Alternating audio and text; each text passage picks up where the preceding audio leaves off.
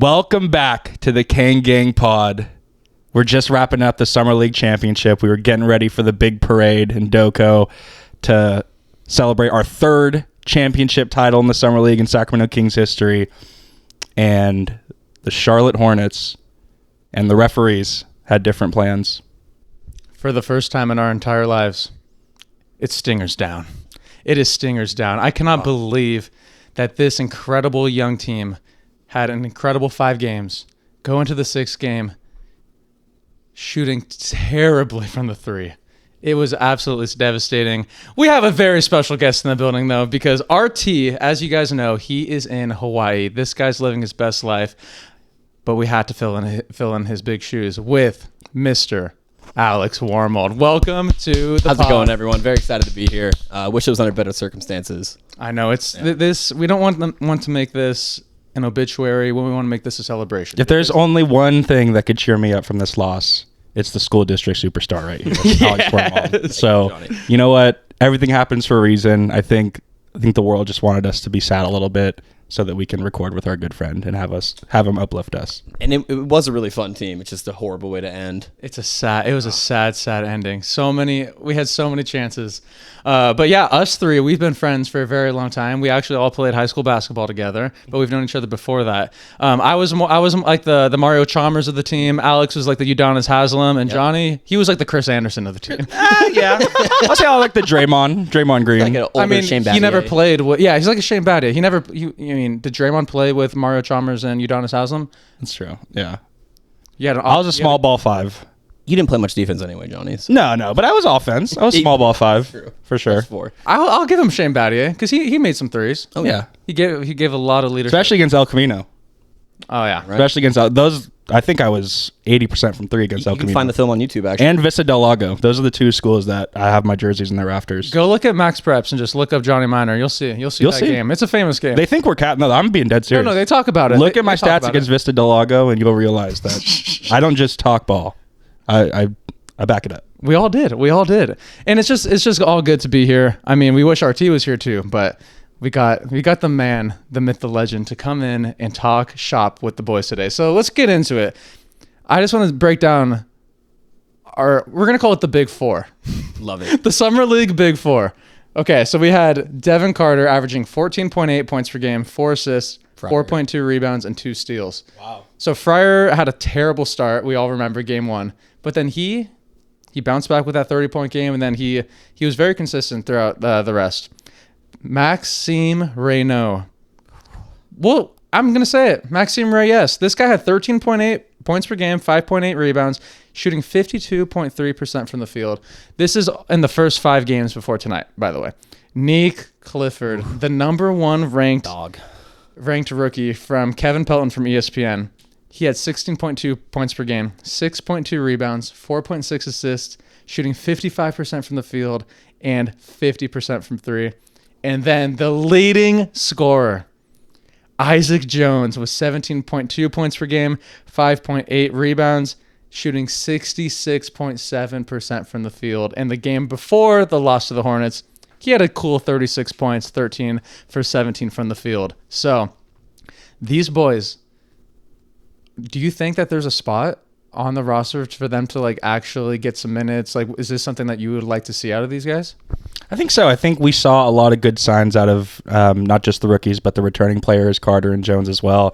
Obviously, we converted Jones's 2-way into a guaranteed contract, so the front office has shown that Isaac is going to play a big part in the season, at least have an opportunity to get minutes at the backup 4.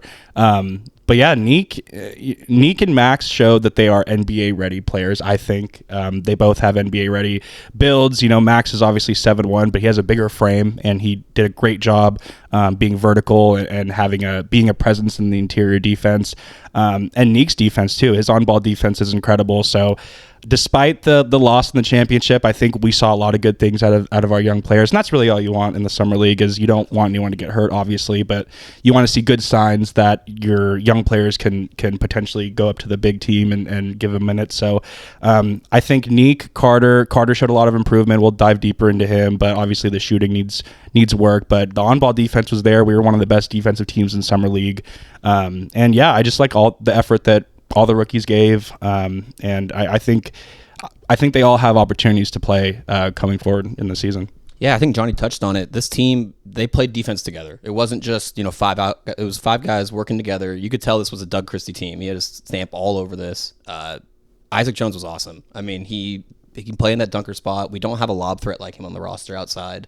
But does he have a nickname yet? I feel like Isaac Jones. We got to come up with one. Maybe throughout this episode, if you guys have an Isaac Jones nickname, leave it down in the comments because we have basically a nickname for almost everyone on the team. But I Jones needs one, and maybe it'll happen tonight. And there's so many Jones on the team too. I know, so he's got to stand out. But I agree. But he's the hustle player we need, really. And I've said it on previous pods. We need the players that are going to get minutes on this team with the packed stars that we have with Sabonis, DeRozan, Levine, Monk. Are the players that do the little things. And Isaac Jones was the MVP of doing the little things in the Summer League, in my opinion. And he stepped up when we needed it. Like even last game, like he was the guy that led the team in scoring by a landslide while everyone else was like barely cracking double digits. He was like the main, like the focal point of the team. And then I just think Isaac Jones, I think Alex and I were talking about this yesterday. He's like the mystery box. It's like the unknown potential of this guy is just so exciting. Whereas there's so many other players on like our current team where like for example, like backup bigs that we've had in the past, like Alex Len, like that's like a. Don't get me started on him, Christy. Oh, we're gonna talk about because that's like a ceiling player where like that's Wormald's kryptonite. He's not gonna get any better. Whereas like Isaac Jones, the sky's the limit for this guy, and I think he even proved it enough last year. But I think this summer league was huge for his development and huge for our front office and our coaching staff to see this guy should deserve some minutes on the floor going forward. And I think he did an exceptional job. I mean, the athleticism, the defense, I mean, he was everywhere tonight and in the game prior and all of Summer League. I mean, Vegas, he might have a residency after what he did. I think he was that impressive, and I just can't wait to see him rocking the actual threads even more than last year. Yeah, I think Isaac and Neek were definitely 1A, 1B as far as the Kings Summer League MVPs. Yeah, and I think Carter showed a lot of promise. It's just he's still learning how to play point guard, which sounds crazy to say because he's an NBA player, but he put in a lot of work this summer. I feel like we saw improvement over the 6 games, but that's never going to be his natural position, kind of like Keon's just point guard in name only. So hopefully we can find a backup one still, because I feel like we were hoping to have that question answered this Summer League, and we still are left like Dennis Schroeder. Malcolm Brogdon. It's gonna happen. Breaking news. No. we thought it would have happened by now. I was Scott's patient. I think they were trying to see like what's going to happen with Devin. I think like obviously like 6 games like isn't enough, especially against like the type of talent. It's a lot different in Summer League versus the NBA. He's going to get minutes next year, but I think even Scott Perry was saying it when he was getting interviewed during one of the games is his offense is still like not there yet, but what he brings on the defensive end is just incredible. And like a guy like Nick Clifford, I mean, his defense has been so good as well. And like he was one of the top scorers because he's not going to be a top scorer on the actual roster. But like what's going to get him on the floor is that type of defense. Like the way he was picking up full court today, when those guys like turned on the defensive edge today, that's when we started cutting into that 18-point deficit. And then like we were 1 point away. I mean, at one point, only down 1, but it all starts with defense. And I think these guys they fit the identity of what Scott Perry was looking for. And like, it was a great display. Yeah, I think that's what I was looking for in these games. As much as I wanted them to win the chip, I think the signs that our young guys with Max being able to switch on smaller players, these are things Doug Christie's going to look for when he looks down his bench, and injuries happen in the NBA, so you got to be ready when your number's called. But the fact that each young player that we've talked about, whether it's Carter, Jones, Clifford, or Max, they all played great on-ball defense, and that's really encouraging to see. And if that translates into the regular season, Doug Christie is the coach that we all know is going to play you if you work your butt off on that end. Yeah. I was very encouraged by the communication too on defense. I know Sabonis is a big vocal leader, so exciting to see if him and Max can work together or learn some tricks of the trade from each other. I don't want to sound crazy or anything, but I think if you just like throw these guys in the mix with our existing team right now, we're not going to be that bad. I really don't think we're going to be that bad. I mean, obviously like there's holes, but I mean, having these guys coming off your bench, they might show to Doug Christie like, hey, like these guys, like I'm not gonna pull them out right away. I don't know. I just the more I see these guys, the more I like them. And I think Nick Clifford, like he's got an offensive bag too. Like that mid-range, like he had a rondo move today. He had that crazy fadeaway in the 3-point corner today too. And then Maxime, his perimeter defense is just outstanding because we all remember when Jonas Valanciunas would get switched on. Switched on. Who was it? What game was it where he was just getting cooked? Do you remember? It was at the end of the year, and Jonas was getting. It was like an island out there, and was it Jabari Smith? It was someone where we were just like, dude. Yeah. He wasn't good at But like I think Maxime, my point was that Maxime in that position, I mean, now that Valanciunas is in Denver, I mean, I think Maxime could protect the perimeter if he gets switched on. Yeah, so that was another thing. I do think he needs to figure out just more confidence defensively underneath the rim. But I mean, on the perimeter, I was very impressed. Yeah, I think you saw today too.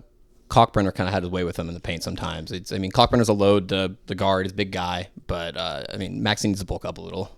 He will. Yeah. I'm excited to see what.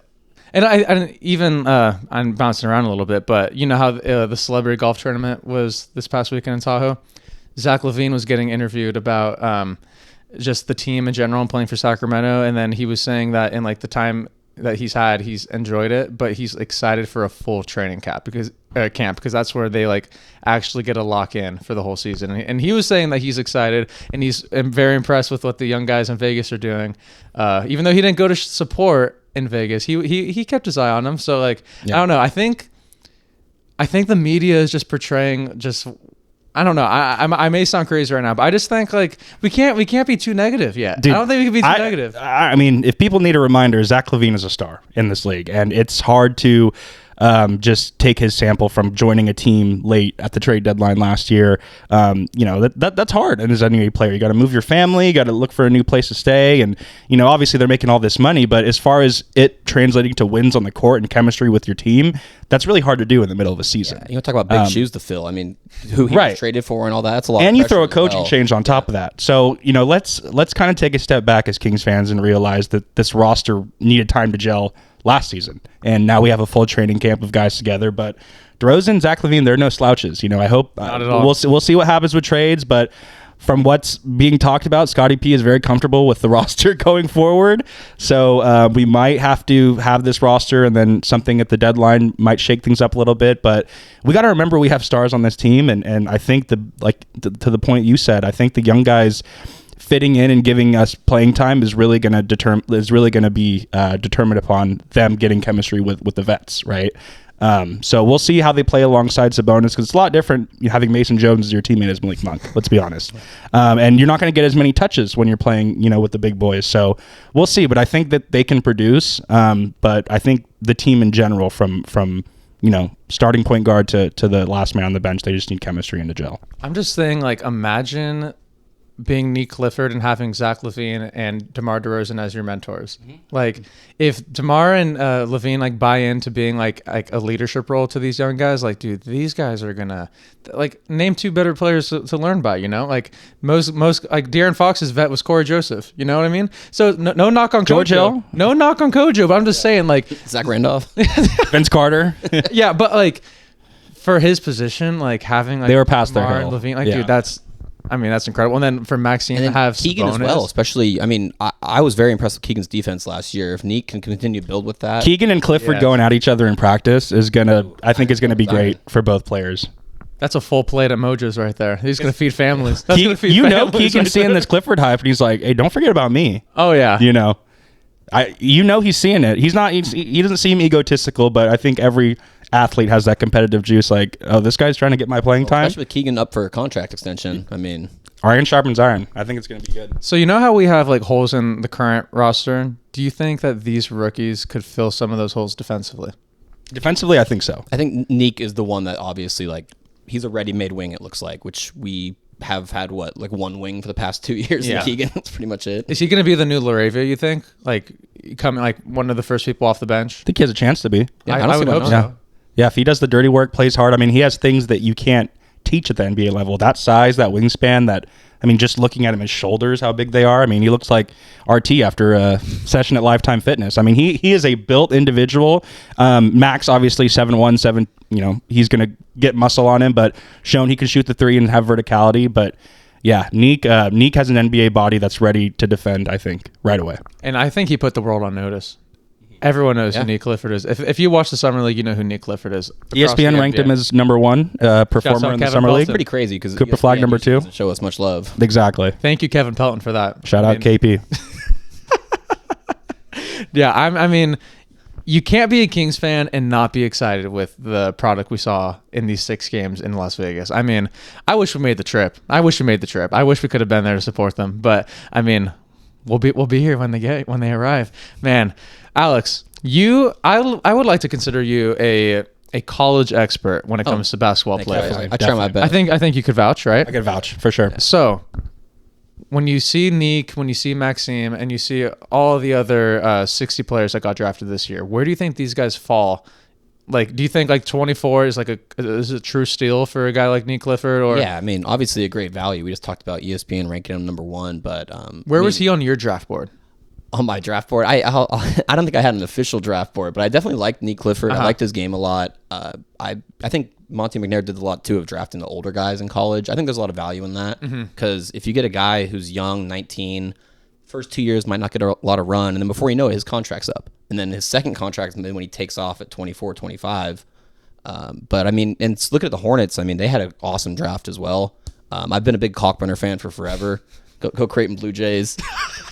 And you saw it today. I mean, and looking at NBA last year, I mean, we saw a lot of 2 big lineups, and I think Kalkbrenner is perfect for that. So the Hornets got a steal there because already he can play defense. He was the 4-time Big East Defensive Player of the Year, and I think you see all these 4 times. 4 times though. Yeah.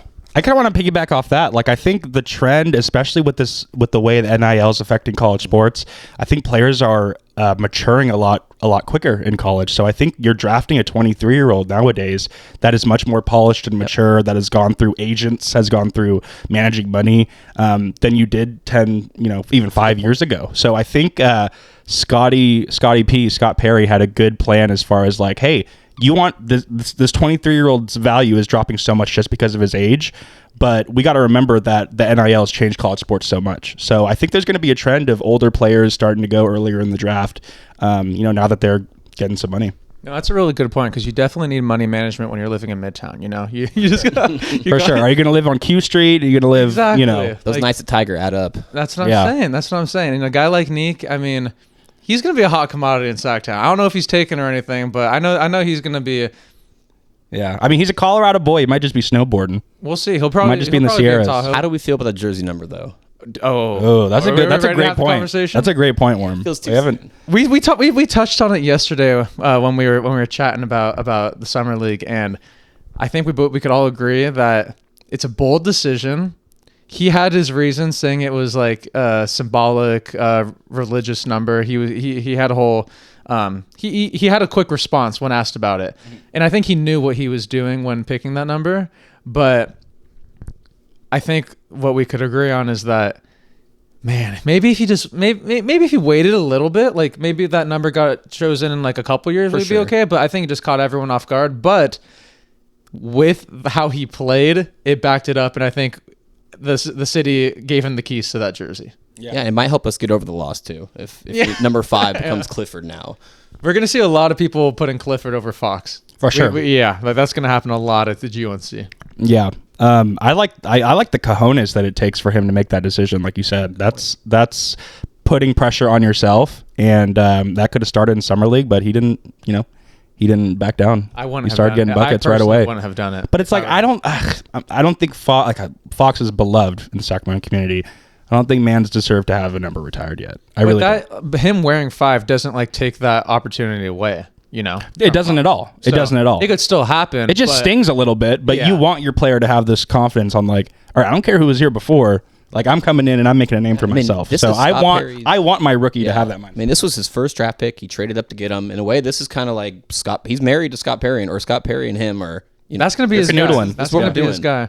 It's speaking about numbers. I mean, then what about Isaac Jones taking Chris Duarte's number? I mean, we got to talk about that. And then don't even get me started about Maxime. He had even more cojones taking Chuck Hayes' number with 42. That needs to be talked about. I thought Chuck Hayes' number was retired. That's what I thought too. I didn't even know it was available. Jeez. I know. That free throw. That just shows that these rookie players, I mean, they're ready. They're ready. When they're older, they're ready. That's what I'm saying, dude. 23-year-olds coming out of college, man, they're grown men. They're ready. They don't care whose number was whose before. If Maxime and Nick were 18 years old, they're not choosing 5 and 42. There's no way they wouldn't do it. Yeah, I mean, I'm very excited about what they could do. I just really hope Doug Christie and the coaching staff could find a way to have a happy medium of starting who you want to start, but giving these guys like minutes, because we all know the contract situation with DeMar and Levine and Sabonis. Obviously, they all have to start. I'm not saying they're not worthy of starting, but I'm saying like as a contract standpoint of like what these guys have done in the NBA, they are starters in the NBA. But when you look at our direction of our team where it's just kind of in limbo, but you see these incredible rookies that are getting ESPN recognition, you'd like to see them get a ton of minutes. They don't have to start. They're not ready to start yet, but like give them some runway, And like that's what happened with Keon Ellis. I mean, we could go down the list. Like giving these guys a chance. That's what's like stunted Keegan's growth a little bit is, being like the fourth option offensively. But he made a name for himself defensively, and I think that could happen with these rookies as well. So yeah, I agree. 100%. We might just have to talk to Doug about that. We just got to let him know. We just got to give him a pep talk. Well, training. Sorry. No, sorry. I was saying, I'm telling myself the first 10, 15 games, I wouldn't be surprised if we're disappointed with the lack of minutes for the rookies. But, it's a long season. Injuries happen. You look at the Pacers and Thunder. Two of their biggest strengths was their depth. So hopefully the Kings can start building that up. That's what I think that we have right now. I mean, like we go down the list of like who's on our bench right now. Like there's a lot to be excited about. Mm-hmm. So like when DeMar, doesn't tie his shoes one game and like he might sit out, or Levine, long nights at the Sawyer. Maybe our boys will get some more minutes, but I don't want to say like I'm like super confident going into next season, but if we want to take some early predictions, I'm not saying we're getting 50 wins, but I could see a 44, 45. I could see it. Why not? I can see it. Why not us? If our team gels properly, we have capable players on our team. We have players that have made all-star games. We have players that have damn near average triple doubles. We have players on our team that are capable. And like you said, we saw from the young guys in summer league, they can play minutes. They can play NBA minutes. It's just about gelling together. And I'm really curious to see once training camp starts in a month or so, what the coaches say about the competition. That's always such an interesting time. And I'm just hyped for training camp. I want to see these guys go at each other because there's going to be some competition in the practice facility. And Doug Christie seems like the hard-nosed type of coach where he's going to. He wants them going at each other. Yeah. And it'll be interesting to see. Like last year, I read some reports about how he didn't like it wasn't his coaching staff handpick. So it'll be interesting to see like what offense he runs and what maybe he does prioritize the youth if they play defense. But like you said, Christie, it's hard to. You have to play DeRozan, Levine, and Sabonis. You have to. You just got to. But what I'm hoping is that like. Seeing Devin Carter, seeing Keon, seeing Neek just going at it on the defensive end, like it's gonna hopefully spark up Levine. Hopefully, Schroeder's got it in him, but like like just seeing the young guys going at it, like why can't we do it too? Those are the guys they're going against in scrimmages. Those are the guys guarding him, and they're not gonna make it easy for Levine or DeRozan at all, and they shouldn't because they know that's how they earn minutes. Yeah, 100%. It's gonna be exciting. Alex, go down from pick like your favorite players from this draft and like how do you think that they've been doing so far? Yeah, I got a couple here. I touched on Ryan Clarkbrenner earlier, stud defensive player. You know what you're getting right away. The Magic, I thought overall had a great offseason with the trade for Desmond Bane, but I'm also a big fan of Jace Richardson. With pick 26 or 27 or something. These late 20s guys have been. Dude, the three that you listed, including Neek, are all the late 20s. The Magic couldn't make a shot to save their life last year, and Jace Richardson's a scorer, so they should help. And then Desmond Bane on top of that, shooting threes. And looking down the second round, you have a lot of guys who were studs in college, like Johnny said, older, played NIL money. They're just falling because you got all these international guys, especially the Frenchies coming over. Dude. And you're seeing French got a whole army in last year in this past draft. Dude, the Papillons are crazy. These Papillons are crazy. That 16-year-old French girl that yammed it on the fast break? Oh, yeah. Dude, I didn't see that. They're taking over. Hey, send me the link. I got to see that. So you would say like the biggest like not surprises, but the guys that have caught your eye the most are the guys in the later 20s? Yeah, so far I'd say, I think. Dude, that and then Nick Clifford, obviously. Without 24 is a steal, no doubt. It's just so crazy that, like, these guys their whole job is scouting these players, and then, like, I feel like the way that the lottery is chosen is just so influenced by the like the ESPN scouts and everything, and then there's guys like Nick Clifford and Cockburner and all these other guys that just are just sitting in the 20s, and then they end up being one of the most exciting rookies going into the season. So I think Sacramento. I mean, Scott Perry so far, he did a great draft. Absolutely. And he said going in, he prioritized prospects that showed improvement each year in college, and I think that's a great strategy to go into. You're not picking, some young player just because of hype or athletic build or whatever. You're picking players that show that they go in the gym, work on their craft. And yeah, I think with like I said earlier, with the way the NIL is going, I think we're going to see a trend of older players going earlier in the draft. And I think we're starting to see it now with the way the second rounders and late first are playing. And speaking of Neek, he had an opportunity to come out last year. He probably wouldn't have been picked as high as he was, but now his summer league teammate Isaiah Stevens was the point guard with him 2 years ago. Isaiah Stevens leaves, and I'm not sure where Stevens played last year, but it was Miami, right? Miami. He was undrafted. But that left the point guard hole at Colorado State, and you saw Neek, like you said, improve his game, work on his playmaking, his dribbling ability. And I think Scott Perry saw those things, and you couldn't be more excited for a young rookie. Now that these players, sorry. I just love that he traded up for him. Yeah. It just shows that that's my guy. Yeah. But now these players are making money too. It's a good point. Like they have more incentive to go back and work on their craft. If they know they're going to be a second round pick, it's like I might as well just go back and I'll make some money while I get better and go higher in the draft the next year. But yeah, Isaiah Stevens is another guy we didn't really talk about much this pod, but showed great defensive prowess. He wasn't shooting the ball too much, but showed that he had a capable jump shot. And yeah, he was our latest two-way contract addition. So he holds our third two-way contract, I believe. Each team has a max of 3, so we signed him with that third two-way spot. Did Cardwell get a spot? No, so I think Mason Jones, Crawford, and Isaiah Stevens are our 3. Oh, okay. Isaac Jones is a guaranteed. So okay. I don't think Caldwell did yet. Unless I like his game. He might get a training camp invite unless another team picks him up. But yeah, I like his game. I think he showed glimpses of, and obviously in college. He was at Final Four. He made it. Auburn. With Auburn, yeah. Not this year, but. How far did they make it? Oh, putting him on the spot here, Cristo. I think they lost in the Elite 8. Okay, because no. It was all one seeds in the Final Four. Apologies. Oh, okay, and Florida beat Auburn in the semifinals. Because they made a pretty deep run, but. Yeah. But Isaiah Stevens looked good. I'm excited to see him in Stockton and watch his growth. He's just, I don't know, his perimeter defense. He just gets so low to the ground. He was fun to watch. He's kind of like a smaller Keon. A little bit. That's what he was a bulldog. He's very undersized. I just want to say that about Stevens, but I do like his game a lot. It just might be tough for him to bulldog vibes as far as but Yuki's undersized, and that guy's finding ways to get onto some teams. It's true. But I would say that's your NBA comp. Would be Yuki. Dude, that is the biggest compliment. No, yeah, literally. I think you were just... He's a better shooter than you. You were quick with the ball. I was quick with the ball for sure. I had the vision. The vision was there, but I was not a confident shooter. Well, you didn't shoot too many threes, but when you did, I feel like you hit them. I always loved the Cristo little scoop. Dude, I had some crazy layups. My layup bag was insane. People always say they want to go back in time and have MJ and LeBron play in their prime, but I want to go back in time and watch you versus local guy both in your high school basketball primes. And I think that game would go, if it was a win by 2, I think it'd go to 100. I'm not kidding. I think you guys play the same style because I saw his El Camino tape. He loves putting it on Twitter. I see it a lot. Highlights. I see it all the time. Yeah. So anyway, yeah, I think you'd be a good little quick point. I'm honored. Has local guy been on the pod before? Oh, he's a couple times. He's frequent. He's a frequent flyer. No, I like him a lot on Twitter. It's just tough because El Camino, but yeah, he's a good Twitter follower. No, he's a great speaker. Yeah, when he's not in the spaces, he's here. Yeah, so. Basically. We're gonna try and get him on as much as possible. I have a fun fact for you guys.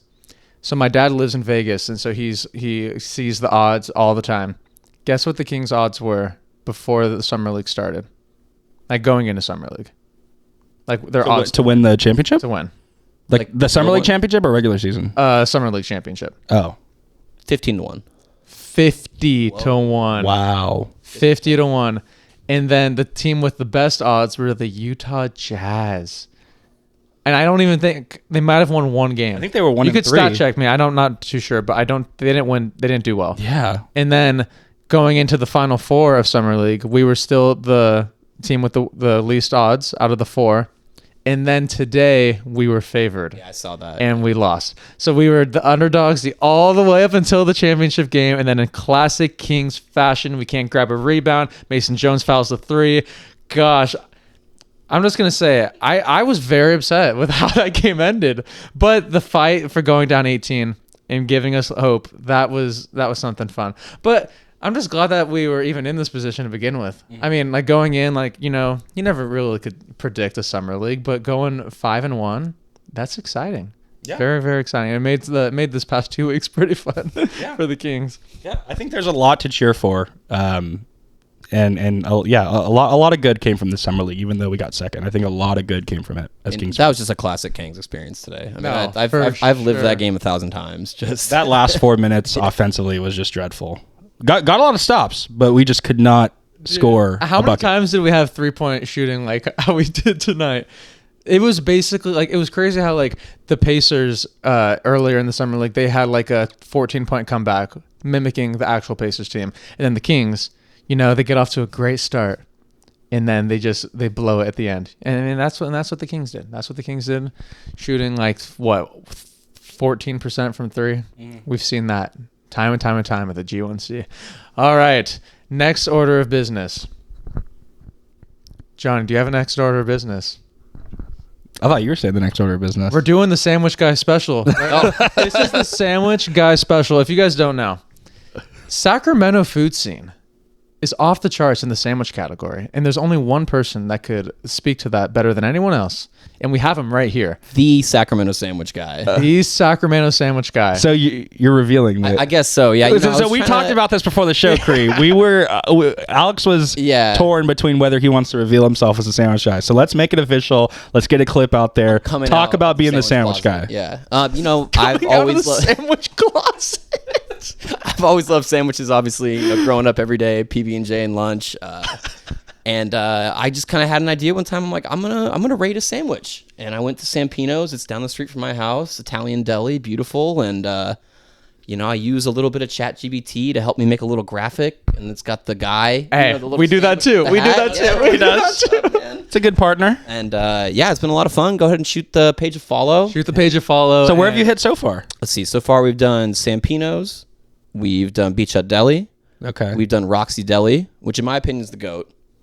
Roxy Deli is solid. He put me on Roxy Deli. Yeah. Thursday, Friday. They forgot all the ingredients. We haven't had the brisket yet together, but I gave him we had a little turkey action. Yeah, but they got that big barbecue out there for a reason. Yes. And then what was the other one I did? I did Sampino's, Roxy, Beach Hut. Oh, and I did Doc Hong last week. Yeah, banh mi. $6. I love that you have a range with your sandwiches. Yeah. I have a question for you. Can you compare these sandwich shops to Kings players? Yes, I was actually thinking that'd be a fun comparison. Yes. Well, I already did in my most recent one. Neat Clifford was compared to the banh mi, just well-rounded. Talk about a value. Number 24, $6. Healthy too. He takes care of his body. Got some sauce. I like that. I'm cool with that. For the brisket. Should that be Clifford's nickname? The banh mi? The banh mi. He's the banh mi. And then I'll go ahead. Sabonis can be Roxy, I feel like. Yeah. That one makes sense. Mr. Reliable. Yeah, Mr. big, Reliable. dependable. Sabonis is like a Reuben guy. Like he's just, so? you know what I mean? Like gritty. I feel like people who eat Reubens are gritty. I feel like he has au jus. You know, Think like so? a little French dip. I feel like Maxime's a French dip. Maxime could be the French dip. Oh, I like that one. There it is. The French dip. Mason Jones could be Subway. Are we doing foods or I don't know. places? No, sandwiches. Okay. Sandwiches. Keegan's like a turkey and cheddar. Like a turkey and provolone. He's cold cuts. Mayo, cold cuts. He's cold cut combo. Keegan is just meat and cheese and Italian bread. He's RT's order. Yes, he's RT's order in Subway. No veggies. Meat and cheese and bread. RT orders the spicy Italian from Subway with just cheese. And he also does not put paper in between the sandwich and the tray when he eats at Subway. There's a famous picture of him eating at Subway, and he puts just raw dog. He raw dogs the sandwich on the tray. Says no wrapping for me. I'm putting this on the tray directly. He drives into the paint and doesn't get foul called. He doesn't. I'm pretty sure he makes the sandwiches himself. He just tells the worker to leave, and he goes and does it himself. Hey, speaking of RT, This isn't sandwich related, unfortunately. It's pizza related. We would go to Blaze back in the day, and he would order a build your own pizza and just get cheese and pep. And I'm like, RT, why don't you just pay for the cheese and pep? Like, it's a lot cheaper than build your own. And then he's like, no, I gotta support the business. That's loyalty right there. Pays an extra $4 for a build your own. The worker's like, what? Just to support. Man, we good miss guy. him. We miss him Family so man. much. He's on a heater right now. If you follow, I mean, dude. Yeah. he's sipping Mai Tais on the beach. Mahalo. Living it up. He's living it Mahalo. up. I mean, he's an island native. People He forget really that. is. Yeah. I mean, seriously, He's probably doing the hula right now. Eating some L&L. He's at a You might luau not right like it. now. That's what a native Hawaiian looks like. I know. He's probably getting fed spam musubi by 3 Hawaiian women right now. Drinking Hawaiian sun through a straw. Man, we miss that guy. Oh, man. RT's the type of Hawaiian that will drink tropical punch. He's drinking a Capri Sun on the beach of Waikiki. Dude, he's gonna come back tan. He's gonna come back Dude, darker than us. he's gonna dude. look way he's, darker. yeah, he's gonna come back. They're gonna be like, oh, there's 3 brown guys on there. No, RT Lazarus is sunscreen. He's sunscreening it up. You know, Lisa keeps him covered. Always. SPF 70 for RT. Oh man. Yeah. So Sandwich guy. Yeah. Honor. Oh, yeah. Honor to be here. thank you. And you do burgers as well. So if you got any burger reps or Yeah, well, Cristo put me onto one. I'm gonna try it out Gammy soon. burger. Gammy we're burger. big Gammy Burger advocates. It's so close to here. We want It's to right sponsor. at the old Willie's, and it's all over Instagram, but it won't be officially on Instagram until the sandwich guy. Yeah. True. I mean, Has a maybe we bite. could all do one together. Dude, You guys I'd give be some scores? honored. Comment your favorite sandwich spots that the sandwich guy needs please. to check out. I think Yeah. next, I promise next you. is going to be Cordy Bros. I've been a big Cordy Bros fan for a while. I've been saving this review, so Ooh. I'm excited for that. Hey, Cristo turn knows. on I the saw post his face. notifications Yeah. for when that You're, drops. you're gonna have to do multiple sandwiches from them. I feel like they got a good chicken parm, can I but they put also you got on? a hot Italian. I have a good spot. Yeah, seriously. I think you've done it actually. Have you done Rim's Deli? No, I haven't heard of it. or Dad's. I've Coom, had that. I mean, Dad's I on just, Jack. I just called you Coom, but we went there with Coom. Remember? Rims. Oh yeah, where he left the Yelp review. Yes. I mean, yeah, they have good meatball marinara. It was good. They had a good meatball sub. Okay, just one more question on the sandwich. Oh, perfect. The sandwich I front. could talk sandwiches all day. I like this. So we have like I don't want to call this like the all-star team of sandwiches, but we have like like everyone knows these guys. These are like the, what do you call it? Like I'll call them like your all-star Mount Rushmore. reserves. I don't even want to call it Mount Rushmore because they're not like that. It's just like the common places like a Togo's, a Quiznos, a Subway, a Jimmy John's. Like when you're talking about that aspect of sandwiches, like where does that fall on a 5-star scale? Yeah, I mean, Subway's just gotten uneatable. Just you look at the price, and then you hear about them having like yoga mats in their bread and stuff. It's just like they have all lawsuits, and then whatever happened with that guy Jared and stuff. Oh, yeah, that tanked their value. Yeah, for sure. jeez. So I mean, Togo's is all right, but if I'm gonna get a chain sandwich, I go Jersey Mike's actually. That's what the Yeah. word a chain sandwich. So I'm gonna have to disagree a little bit. I think Togo's is on a far superior platform than Subway. I think Togo's ingredients, they got the whole peppercini. I would agree Their both, wheat but bread's it's really not- good. I don't think it's a blowout. I don't think it's a blowout. Yeah, okay, I'd much rather go to Mr. Pickles or Oh, Dugout Mr. Deli Ooh, on that's Arden another Way. good Shout out Dugout Deli. They would hook it up in high school. The guy would with some chips and drink. But yeah, Subway's just nostalgia. It's good if you're like drunk or something, but you're not going to Subway over anything else.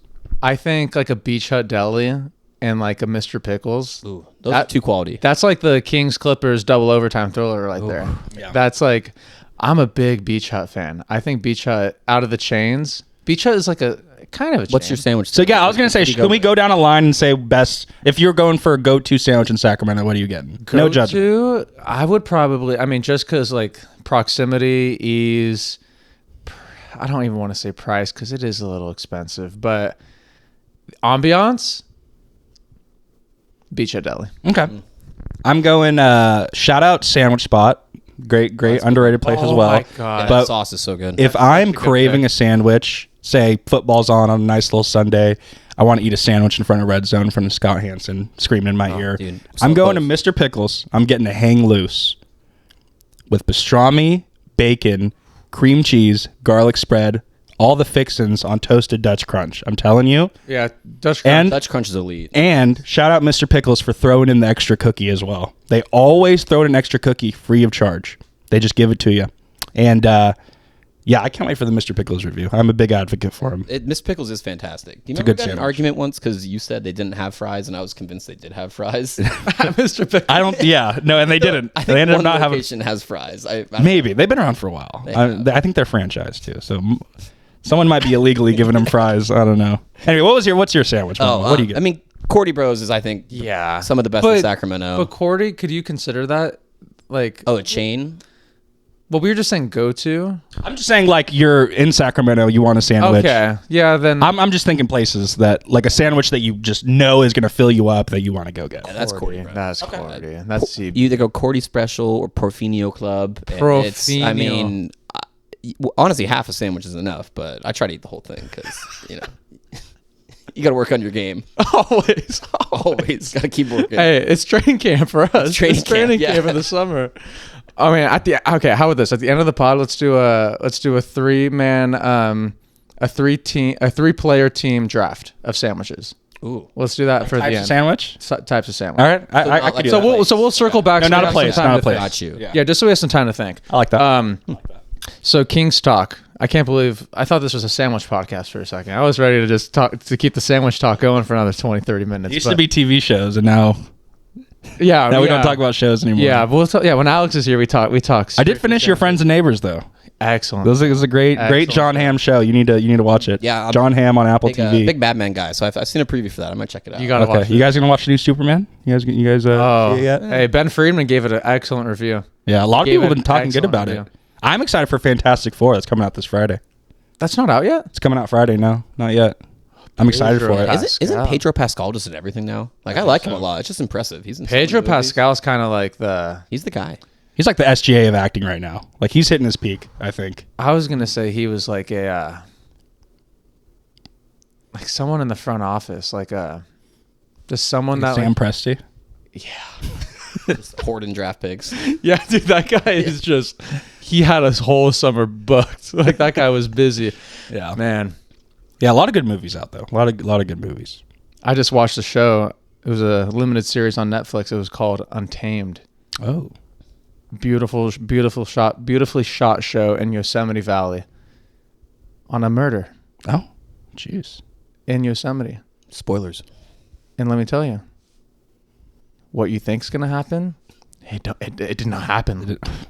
You got to watch it. I thought it was good. 6 episodes, quick watch, 45-minute episodes. Yeah. I watched it in 2 days. Big shout out to Quarterback on Netflix as well. The season, I season couldn't do 2. it, man. Really? Because, you know, I'm a big Bengals fan for all the listeners they're not aware. But, I mean, having to relive every one of those games was terrible. I feel like They it's found interesting so seeing many it. ways to lose last year. Yeah, I feel like it's interesting seeing it from Burrow's perspective, though. pretty cool, Just the huh? turmoil that season, and Kirk's perspective with the way the Falcon season was up and I mean, down. Burrow showed a lot of patience because the defense was dog shit. And he Yeah. never really, like, lost his cool on anyone other than, like, the coach and himself. Yeah, I feel like I've gained a lot of respect from of Burrow watching him this. Like, Is he better than Purdy?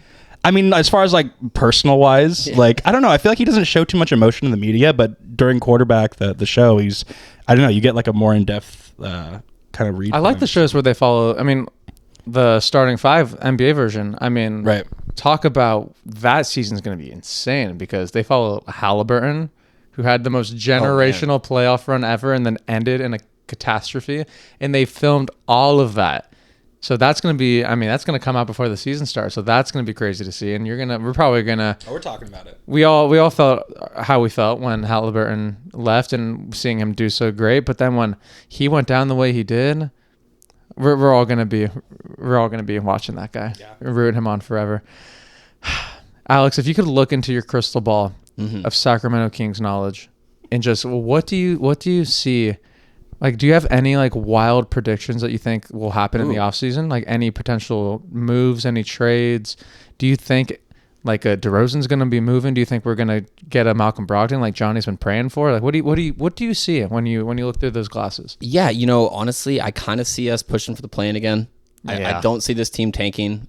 It might be for the best of the future, but you know, they look like the Jazz. Like they won 19 games last year and still only got the 6th pick. So you know, there's no guarantee to get a top draft pick by tanking. And honestly, this team might be competitive and still lose a bunch of games and get in the lottery just because the West is loaded. Yeah.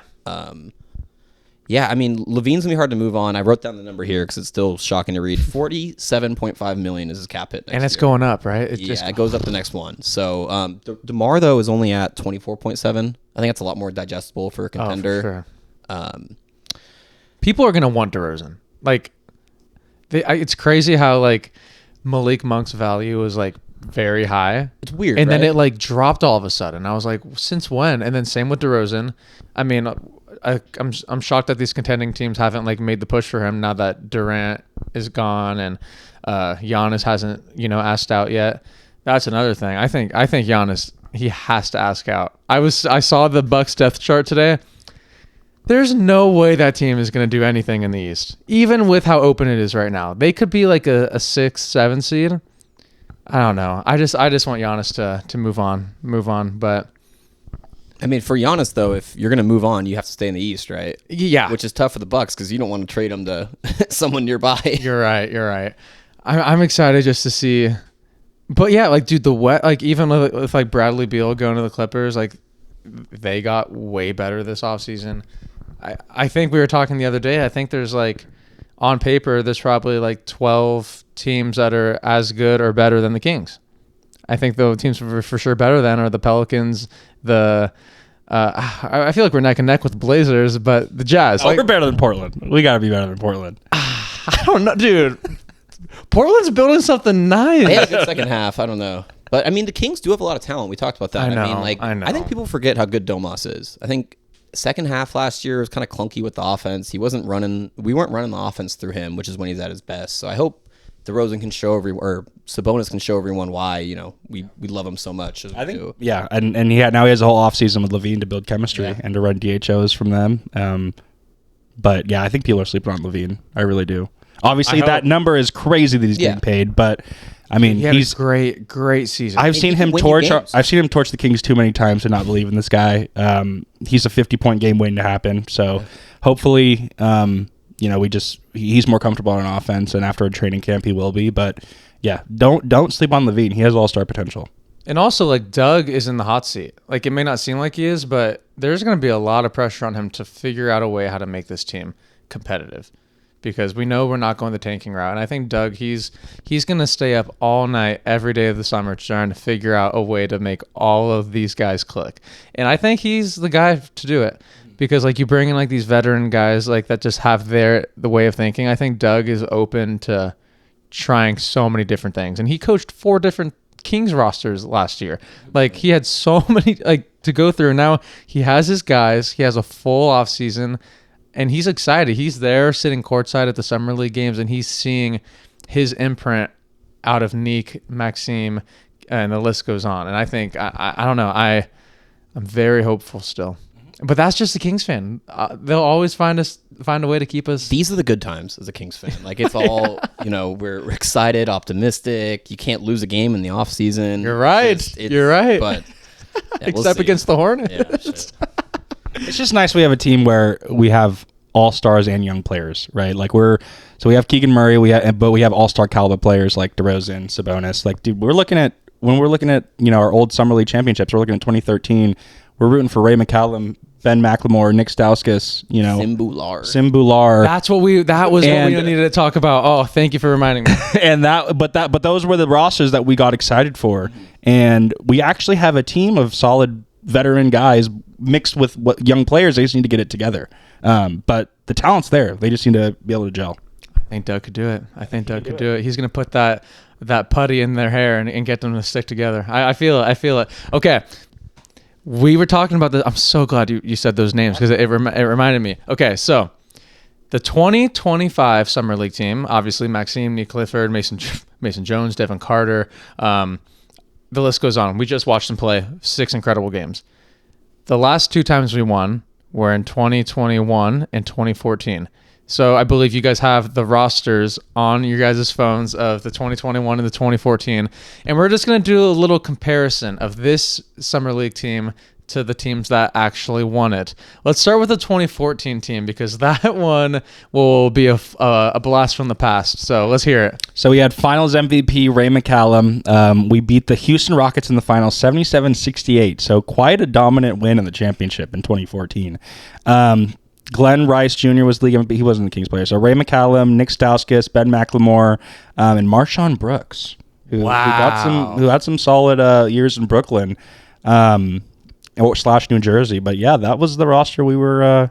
So say the big say the big three. The big three was Nick Stauskas, Ben McLemore, and Ray McCallum was our big three that year. Derek Williams on there too. And Derek Williams, yeah. That's solid. That was before we knew Ray McCallum was a bucket. That really was. And then he got some solid playing time in the regular season that year. George Karl loved him. I just remembered Isaac Jones took his number. He was number 3 too. Yeah, he was number 3. Yeah, I think he had to call Ray for permission though. I think that one had to go through some people because I don't think Ray would just. I mean, he brought the first piece of hardware to the Kings. Dude, you're so right. Since the 80s, it's tough looking at. I'm looking at Nick Stauskas' stats for that that summer league. And hey, can you let the people know how Nick Stauskas did? I don't have his splits in front of me, but he only averaged 9 points. Ooh. 2 rebounds, 2 assists. Yeah.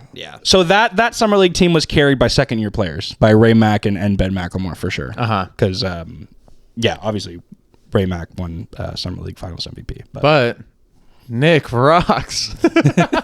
Sauce Castillo. Okay, so 2014 team. Okay, so it had D. Will, Stauskas, McCollum, McLemore. Okay, 2021. 2021 was led by Lewis King. Shout out your kitty. Davion Mitchell. Yes. Oh, nice. Oh my God. That summer league with Davion. Right there. That's our boy. That watching Dave, because shout out Hawaii. I know RT's there right now, but I was in Hawaii watching Davion Mitchell in the first California, or maybe not the first California Classic, but when the California Classic was in Sacramento. And I remember watching Davion Mitchell play, and that's all I could talk about was talking to my family about, dude, Davion Mitchell is next up. Dog. He was a dog. That's the best offense I've ever seen him play. It was in that summer league.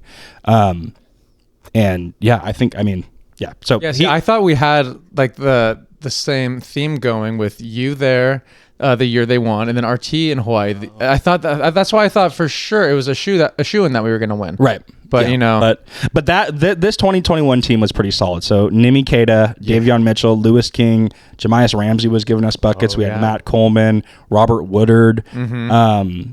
That was a very solid team in NBA 2021. champion Nemias Keita. Yes, and we won the championship game 100-67. So a dominant championship victory. I think 2021 might have to go down as best summer league team we've had of all time. They won by 23 points. Won by 33. Oh my! And that was after Davion smacked around Gonzaga in the national championship. Dude, yeah, Davion he wanted the trifecta, but then the Kings didn't hold on to him to see it through. Man, dude, I remember I was at the games that you were watching of Davion. I was actually there, and dude, they were standing ovations for his defensive plays. It was unbelievable. Yeah. I remember his against James Bouknight. He put him in the chamber. He put him in the door. That was the first summer league game, and he there was so many memes about Bouknight. And that's why Bouknight's no longer in the NBA because of Davion Mitchell. Yeah, no, I think he was on a summer league roster. No, I'm not kidding. He was on Portland's summer league roster. You know who I saw on a summer league Bouknight. roster? Who? Scal Labissiere. Yeah. On the Magic. Yes. On the Magic. I couldn't believe my eyes. He's going against his teammates when they played us. Dude, that's a 2014 team. That's a G League champion right there. Oh my God. Okay, so if you're going with the 2021. That Lewis King run with Davion Mitchell, that's one of the best summer leagues I've seen. Because Lewis King won the Finals MVP, and then Davion won the whole summer league MVP. I think that was one of the best summer league performances of all time. Davion Mitchell's 2021 performance. Oh my God. If the Kings won tonight, who do you think would have got summer league MVP, and who would have got Finals MVP? Wow. I think Isaac Jones needs one of them. Yeah, I think he would get Finals MVP because he played better than Neek tonight. I think he scored more. Yeah, and then I think Neek would maybe get. I don't know because Isaac Jones. I think Neek overall, like his. Yeah. So maybe he would get the summer league MVP, and then Isaac Jones the Finals MVP. Yeah, we would have saw them hoisting the hardware. We would have been out there for another 30 minutes watching the celebration. But RT's trip in Hawaii had other plans. Colin Knippel, man. Dude. I mean, playing with he's got some new haters for sure. Oh, my God. The whole city of Sacramento now. Dude, he is going to be hated forever on the KGP. Him and frickin' Cockburner. Those guys are not allowed. They're getting booted when they come to Sacramento. Can't stand The one time they come to Sac, they're getting booed. They'd be like, wait, why? And then be like, oh, the summer league. Oh my gosh. Okay, I think it's time for the sandwich draft. Let's get into it. Let's get into it. I think obviously Alex gets first pick, and we'll do a snake. Okay. 1, 2, 3. I think I'm gonna keep it. But you have to give. We're doing top 3. We're doing sandwiches or like sandwich. Oh, places? sandwich types, I think right? sandwich places. in Oh, Sac. I thought we were doing types. I think of sandwich places, and then give their player comp, like as your description as to why. Gotcha. So Okay. yeah. I'm gonna go with Cordy Bros number 1. Ooh. And a player comp for Cordy Bros. I'm gonna say DeMar DeRozan, kind of a throwback style. Yeah, for sure. Consistent. You know what you're getting, and just overall good quality. And can I add that they're not the fastest getting your sandwich out? That's a great point. So they're kind of slow, like is DeRozan. not- You not know, one to slowing push- down the pace. Yes, worth the wait though. Worth the Also, wait. pro tip: you can order online and have the sandwich ready when you pull up. Dude, he's spitting free game to everyone. You guys are so lucky that are listening right now. Yeah, order online there. I'm gonna have to go Mr. Pickles, the number 1 spot, and because I like the Dutch crunch, I'm gonna have to go with Domas Sabonis just because he's crunching people all the time when he's getting those rebounds. So I'm gonna go Mr. Pickles, and I think Sabonis would be a big Mr. Pickles guy. I'm pretty sure he has a sponsorship with them, right? He better. It should be the Dutch crunch Don't double. they have like a full-on cutout of him there? that was double. That has a ring to it. That's a great That's why I pick. picked That's him. a great pick for number 2. All right. Going third, I have the back-to-back here, so I could throw in a crazy pick now because I could pick it up later. So I'll keep it simple. I'll go Beach Hut and for obvious reasons, and I think the player comp for Beach Hut, someone who's just kicked back, someone who's just going with the flow, and that's Zach LaVine. He's just there, and he joins the ride when he can. He's a California boy, he's always on the beach, so that's just a perfect build for my team to build around, an aging superstar. So I'm going with Zach LaVine in the Beach Hut Deli, and I'm going to roundabout. I'm going to, I know you guys haven't, well, Alex hasn't been there yet, but I'm going Rims. Rims Deli is an incredible sandwich shop. They have everything you want. They're basically like your Swiss Army knife. They're kind of like your Keon Ellis. They have every type of sandwich in their actual deli style. I like that. Too. I like that. I'm gonna bring up a sandwich place that I've had recently that I haven't brought up yet, and I think I have a perfect player comp with it. So, shout out Firehouse Subs. Ooh. Went there for the first time about a week ago. Had a great hot Italian sandwich. And if there's one player that I can compare to Firehouse Subs, it's a player that can just be a flamethrower on the court with scoring. And I'm going to have to give it to Malik Monk. I think Firehouse Subs was made for Malik Monk, and they need to have a sponsor at some point because Malik Monk shooting those threes, he's on fire. Firehouse Subs, you got my stamp. Hey, Pizza Guys they might be losing their biggest sponsor. Nah. Well, unfortunately, Ben McLemore can't do any more Pizza Guy ads. So Never. That guy's not allowed in the city anymore. No. I don't think legally he could be in the city I don't anymore. think legally I think he he's can going to be leave. in prison. Yeah, forever. Speaking of fire, I'm gonna go with a great pick here. Hot Boys sandwiches. It's a chicken sandwich place, kind of near Coopero's. So Yeah, Hot Boys. Go The famous Hot Boys. The famous Hot Boys. Wow. And for a player comp, I'm gonna go with Keegan. Yeah, because he's hot. He's sexy. and right? that, and I get the medium, and I can't talk because my mouth is on fire. It's so spicy. So that's why I'm going with Keegan because you're gonna be quiet eating that sandwich. Maybe crying a little even. Dude, that's a great description. Yeah. All right. And he gets the roundabout. Oh, Yeah. So he gets to round out I his brought team him up right early. here. I'm gonna go with Roxy Deli in East Sacramento. Dude, it's like we're going up against. I mean, it's a lose for us. We're going up encyclopedia against, right here I know. of Sacramento sandwiches. And for a player comp, we can go with Devin Carter. Yeah. It's not the prettiest outside. It's not. It's not. or You gotta tell me twice. or inside.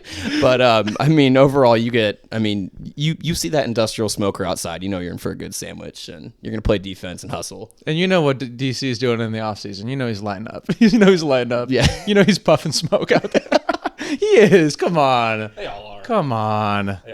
All right, you're gonna like this one. I have been going to this place for years. You guys have too, but I think we would be doing them a disservice if we didn't mention Jack's Urban Eats and their chicken club sandwich with an extra side of honey mustard because they have the best honey mustard there is. With the urban fries. With the urban fries. And I think a good player comp, I'm going to go former Kings player here to represent the Jack's Urban Eats sandwich, is none other than Jack Cooley. Wow. I think that is the perfect person to represent the Jack's Urban Eats because he was just a rebounder. He was a do-it-all on the court. Everything other than scoring, but he was just a facilitator, set solid screens, and that's what you get when you go to Jack's. You know, you spend a pretty penny, but you know you're getting quality. You know you're getting fresh made food, and Jack Cooley was just a fresh guy on the court. Hey, I haven't heard that name in forever. That's a good team. I love some Jack Cooley, man. Of course, that's a really good first team. person I thought of. I guess I gotta round it out. You guys might have heard about this place. I believe there's a location close to our street. Haven't been to that location, but I've been outside of Sacramento, and it's excellent. The place is called Ike's. Yes. Great value, Crease. Great value for the last pick in the draft, and I good 100 pence. They got a good 100 pence there. Madison Bumgarner. That's my Bumgarner's good. they got some crazy sandwiches there. Like their sandwiches are crazy, and I need a guy that's crazy. Last pick, I'm going IT. That's my player comp for Mr. Ikes. I was going to go Mike for Ikes. I was going to go Mike Bibby, but, with the theme of drafting him last, he's just going to shine. He's going to shine when you eat him. He's going to, play great in the summer league, and he's going to do great things when he leaves the city. I like that. Just how Ikes did when I had in San Francisco that one time. It was phenomenal. We still need a backup point guard, right? I mean, Isaiah Thomas is always on Twitter saying he's so available. If I was Scott Perry, I would do it for the city. Like you trade away Jonas Valanciunas for Dario, bring back IT. That will make everything better, right? That really would. That would get butts in seats. Vivek would be down because it would help ticket sales. Dude, that's all he cares about. Speaking of Vivek, did you guys see that photo of him? Oh, him looking like the real Slim Shady with the bleach tips. Did he die? He wore a hat. He wore a hat today because I think he saw the buzz. Yeah, he's getting out there in age, man. Yeah, he looks like it's all gray now. It's all gray. But you gotta embrace it, dude. Like just bleach it, right? Like you could still bleach your hair, or just silver. Dude, he's a billionaire. He can do anything he wants with his hair. Yeah, he can wear a wig. I'm sure. He could wear an off-made hat. Shout out J Viv. Subtle plug right there. He can start rocking the John Elmore cut. The John Elmore. John Elmore. Rock the Coast of Koofus. He should have got some minutes today. Screw it. I know. I think he would have turned it around. Well, we have some announcements to make because today's the 20th, so about 9 days from this episode coming out, we will have our third installment of Kang Gang Pod Trivia Night at Mojo's local tap and kitchen, and we are actually sitting with the winner, the defending champion of season 2's Trivia Night. Yeah. So, Alex, as an attendee, can you tell the audience what it's like attending one of these events? Yeah, I mean, first of all, shout out to Mojo's. Awesome bar, great food, a lot of cold beer, great selections on tap. And I'm a big trivia fan, but it's also, I love seeing you two and RT up there. I mean, you guys always make me laugh in general, but you guys do a good job of keeping the atmosphere fun, light, and I tell everyone, like, even if you don't know Kings, there's going to be a question that you're going to know just through random chance, and it's not all just strictly Kings basketball.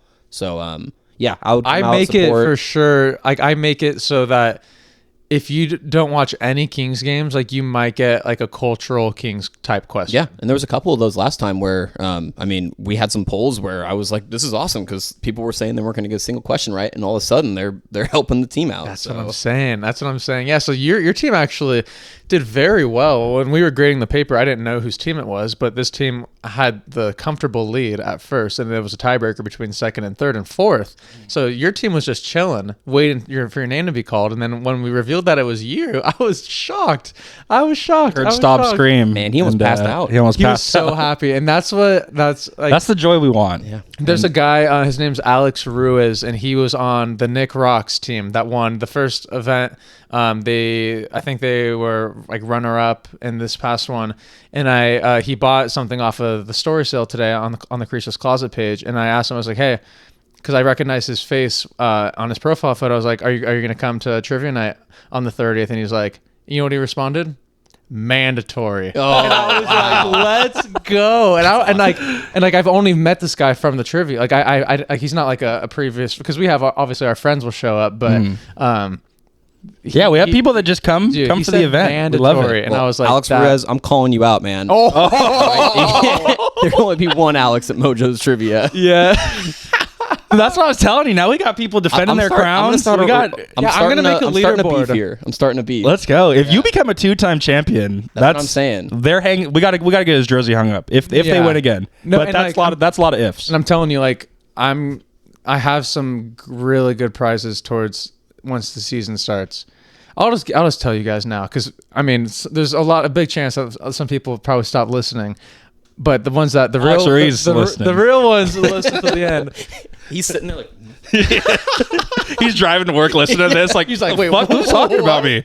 So, I think what I'm gonna do for the probably for the September trivia night, maybe October, Kings tickets. wow. Yeah.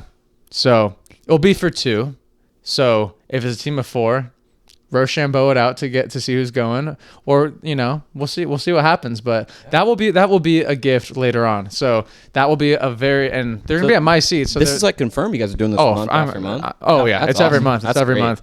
They were saying they wanted us to do it they said Wednesdays are open, so they're like, so I mean, like, you guys could do it, because like there's a normal trivia night that they do every Tuesday and every Thursday. So they're like, Wednesday's yours.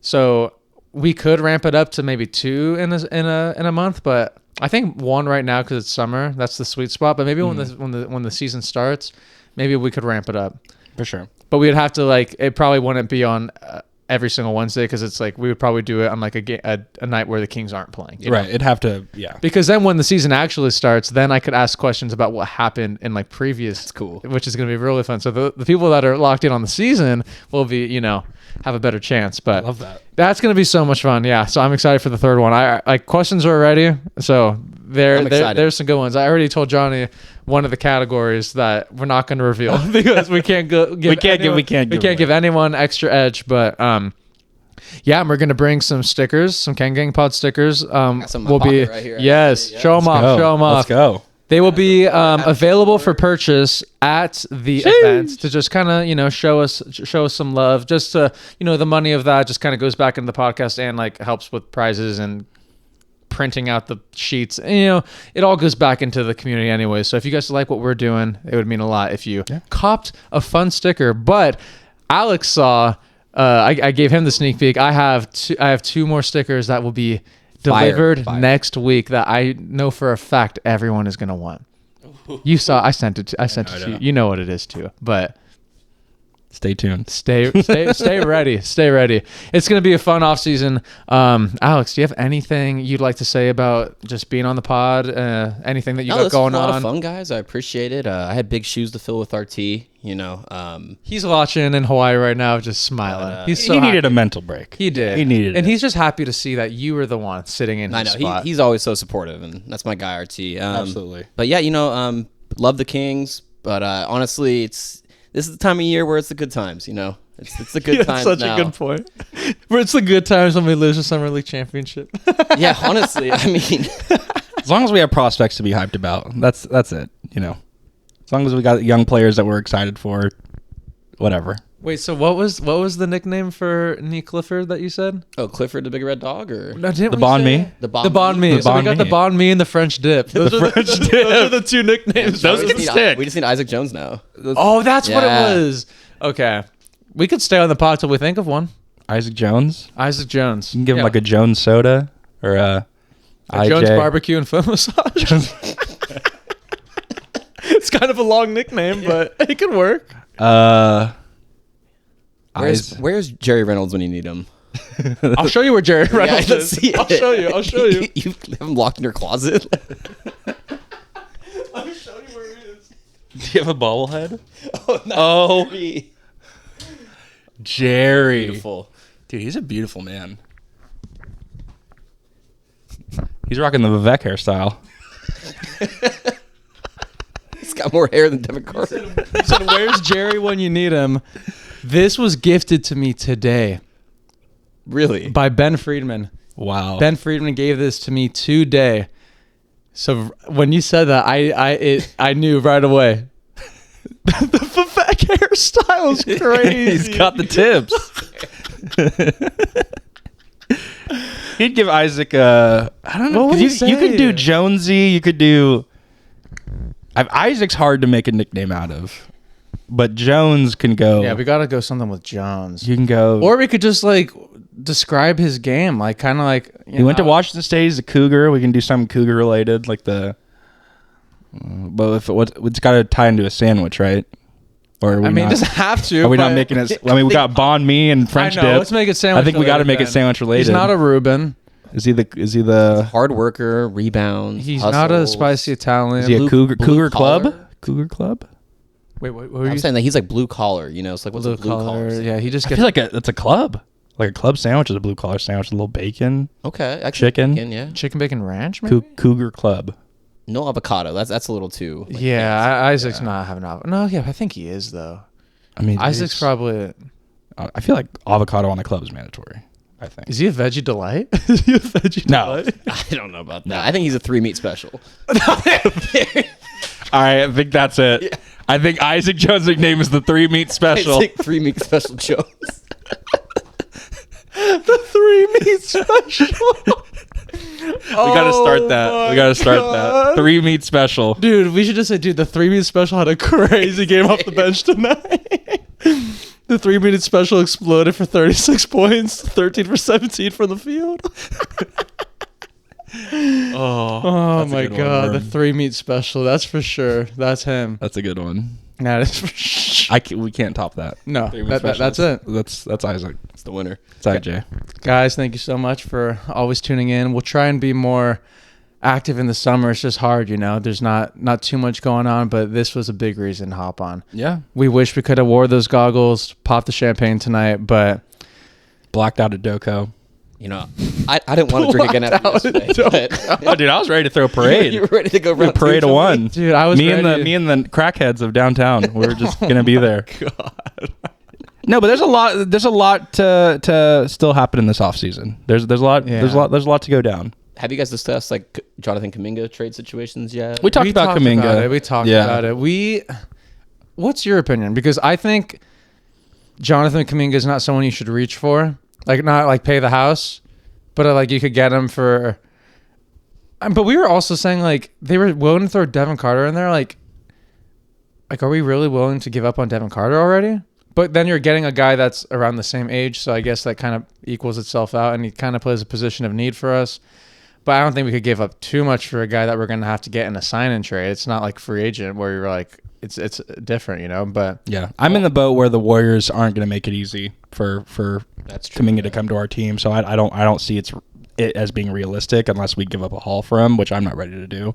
I don't think Kings fans are. So, but yeah, what's your opinion? on it? I've been glad Scott's been patient. I feel like the Warriors want him to overpay. He's not doing it. You know, Chris, that's a good point about Devin Carter. Like, especially after seeing him, you know, show flashes in the summer league, it would suck to trade him. But when you look at our roster, we need to get rid of a guard. I mean, we have to. We're so guard heavy. If you take a guard and like trade a guard for Kuminga, the roster looks a lot more balanced. But I don't know what guard I want to give up. That's the thing. Keon's here to stay. Benchable, yeah. I don't want to give up Malik. Malik I know, in I the love Warriors jersey Malik. would kill me. That would be. Dude, I think He would torch us. I think he'd thrive over there. But they kind of have the same situation. They're kind of guard heavy too. That's why they're probably like, we're not trying to get a guard in return. Yeah. Warriors, like low key, terrible offseason so far. They had the worst offseason. Yeah. Because they didn't make a single move. They're talking about Al Horford. Like, okay. Yeah. That was a rumor for them the entire offseason and still nothing's happened with They that. don't have a center really. Like Yeah. they have They got Quentin Post. Yeah, they have Post Malone. That's it. Oh yeah. And Kevon he's Looney's. Where'd Looney go again? Pelicans. Pelicans. Nice. yeah. That's the perfect fit for Loon. He's just gonna have some beignets and Him and Zion. Some are gonna hang out. jambalaya. dude, gumbo. Looney's at the point where he's like, I did what I needed to do. Yeah. Now let me just grab my $7 million and hang out in NOLA. You know, He spent his whole career in the Yeah, Bay. it's time for the French he's done. Quarter. He's done with the clam chowder. He wants the gumbo. He's done with the Pier 39 clam chowder and the crab cakes. it's time for the French Quarter. It's time for it, dude. It's time to leave. He did his time. Whole career with one team. Yeah, let him have some fun in New Orleans. All right, we gotta talk about Klay Thompson then. him and Megan Thee Stallion, that's been making like bigger NBA news than the Marcus Smart and Bradley Beal news. Yeah. Yeah, I feel like they're a good couple. I think it's perfect. I think they're good. They're good together. I'm glad Clay's just finally being open with his relationships. I feel like he was so private of a guy. I mean, he was probably living the bachelor life, but just him and his dog, and now he's got. Yeah, but now it's nice to see him. He's got the biggest dog now. Yeah. But it's nice to see Clay settle down. I hope they become a good couple. Yeah, I thought Megan would stop dating shooters now, but I guess she wants one more chance.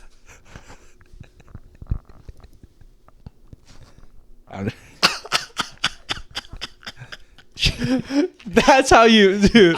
Tory Lanez is dude. Rap God destroyed his. That's crazy. He absolutely 10 for 10 his podcast debut. I just will say that. That's crazy. Incredible debut by Mr. Alex Wormald. I think you just got to mic drop it after that. I know. We're done. We're done. Megan, thank you guys. Take cover, Megan. No more shooters for you. Oh my god. Let's go, sandwich guy. Come on. Shouts out Sean Dillon. That's how Manesh.